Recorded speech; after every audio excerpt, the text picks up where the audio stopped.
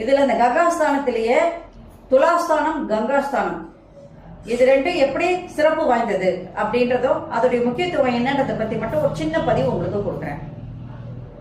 தீபாவளி அப்படின்னு சொன்னால தீப ஒளி திருநாள் என்றுதான் சொல்ல வேண்டும். இத ரெண்டு வகையாக இந்த தீபாவளி திருநாளை பிரிக்கிறோம். எப்படின்னு சொல்லி கேட்டீங்கன்னா, ஐப்பசி கங்கா ஸ்தானம் என்றும் ஐப்பசி துலாஸ்தானம் அப்படின்னு கூட இந்த தீபாவளி திருநாளை ரெண்டா பிரிச்சு சொல்லுவாங்க. தீபம் என்றால் தீபம் ஏற்றி வழிபாடு செய்வது.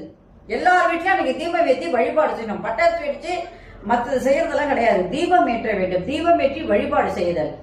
ஆவளி என்றால் வாழ்வில் இருளானது நீங்கி ஒளி வருகின்றது.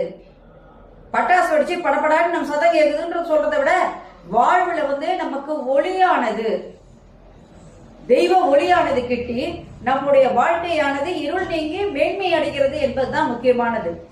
இப்ப இதிலே துலாஸ்தானம் என்றால் ஐப்பசி முதல் 30 நாட்கள் கங்கை காவேரிக்கு வரும். எல்லாரும் கங்கையில போய் குளிப்பாங்க.